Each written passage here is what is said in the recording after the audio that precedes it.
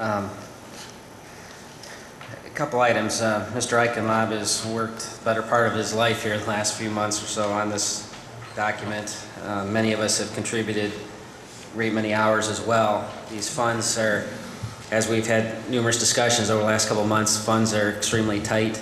I won't refresh people's memory as to how things came the way they are, but finances are extremely tight. The budget that is before you reflects at the end of the year having a zero balance, which is relatively uncharted waters for us. It's not a place where we want to be as far as the cash balance in the city's funds. There's some dramatic reductions that are reflected in this budget. Mr. Eichenlob will go through it in great detail and answer your questions as long as you have them. This budget will also require additional cuts. We need not to have these funds go down to a zero balance. We need to find additional cuts. The committee report passed earlier to shift several salaries into the enterprise funds. That's a step in the right direction. We're going to have to look for other areas of savings. Employment has been just entirely slashed in every department in the city. We're largely, when retirements take place over the course of this year, we're going to have to replace those individuals, but there will be probably the occasional case where we will not replace them. At minimum, we probably will delay the timing of replacing those retired individuals. But again, it needs to be emphasized that additional cuts are going to be further required during the course of this year. And that's assuming that Mr. Pileski's income tax projections, are accurate. They project a 4.6% decline over last year. With all of what we're learning of the national recession that we're in, it's more likely that those revenue projections will be low. What we'll see in reality is very likely lower than what is projected, which would necessitate even deeper cuts. So this is going to be an extremely challenging year to get through all this. Now, the other part that I want to emphasize that I mentioned at the council meeting the other night is that Ohio Revised Code requires us to have this passed before the end of the month. The timeline we're on right now, if we're passed this week, it could be passed at the next council meeting. I would suggest we use the time to the end of the month, make sure everyone is as aware of the finer points of the budget as they'd like, and be prepared to have a special council meeting near the end of the month to pass it. It just has to be passed by finance preceding that meeting. So I wouldn't view it as having to pass this tonight by any means, but just it has to be done before the end of the month. Okay, thank you. Thank you, Mayor. Okay, Mr. Eichenlob, you want to take over now? Thank you, Mr. Bullocks. I want to start out by thanking the auditor. He and I have spent a lot of time going through this over the last 10 or 12 weeks. Many of the department heads I see, that many of them are here tonight, have spent much time with me, as well as many of these council members. This year, by far, we had a great deal more participation in the budget process and input from this council, and I'm very grateful for that. As the mayor had indicated, the auditor's revenue estimate with the carryover from last year is about $31.3 million. What has been laid before you is a budget of $31.3 million, as the mayor said, which will basically take us to a zero balance at the end of the year. There is a great deal of concern that the auditor may even have to reduce his estimate, as the mayor said, as we move forward, based on the economic conditions. So we face some big challenges. As I move forward and start talking about the different pieces of the budget, I want to point out that I'm going to start with the safety services are the first one on your document. I believe everybody should have, and the council here should have a 46-page document that we prepared that gives you the line item breakdown. And I've also distributed to you a sheet that compiles for you the changes from last year. And what that has on there is, for the most part, the general fund accounts.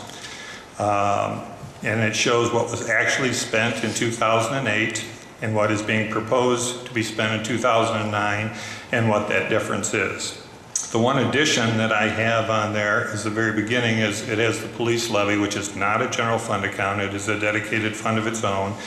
But the police department in its operation actually runs 3 accounts: the police levy account, the police general fund, and the prisoner support. They run the jail, and you have to look at them collectively.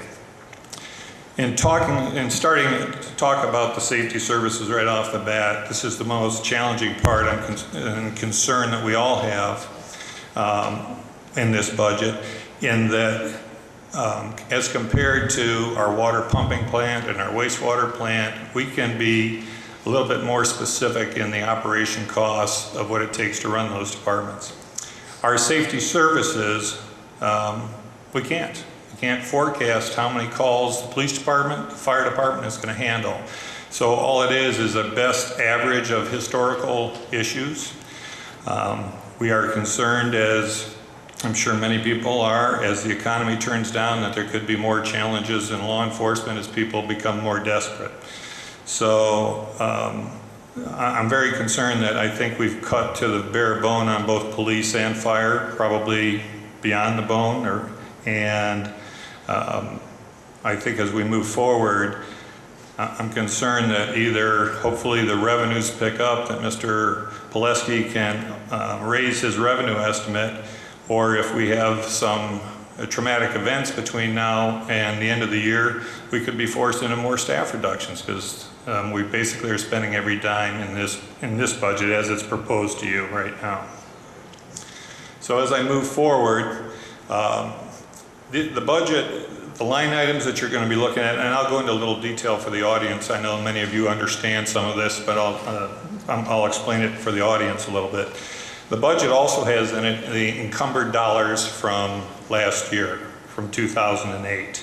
So if we had committed to a purchase and not paid the bill yet, issued a purchase order, that number is also part of this department's budget too. So encumbered dollars are rolled over on top of it. Each one of the funds basically has 4 major account areas. The personal services area of the fund, which is the salaries, and the next major account is fringe benefits, covers insurance, hospitalization, pension issues. The third one is operating and maintenance, which takes operating supplies, utilities, professional services, so on and so forth. And the fourth one in each one is capital outlay, which is any major investment we have to make in excess, I believe, of $5,000 or more is the general rule. And Mr. Pileski, feel free to jump in anytime you feel free. You think you need to add in something here.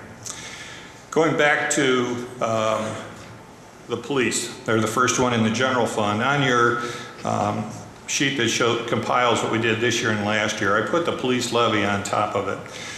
So you can see that. And by the way, the police levy is on page 34 in your budget document if you want to look at it specifically. We'll get to it later. But the police levy is based on the revenue stream of the income tax, of the 1/4% income tax, and based on the estimates from the auditor, we're going to cut the police levy fund, the expenditures from last year, $320,000.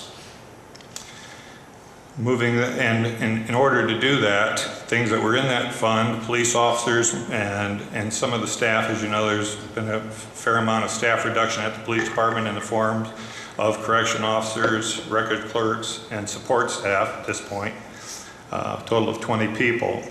It does then reflect in the police general budget a $55,000 increase because of the movement of people out of the police levy fund.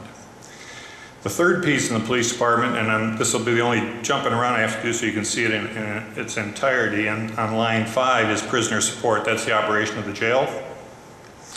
And we have cut the operation of the jail $173,000 this year.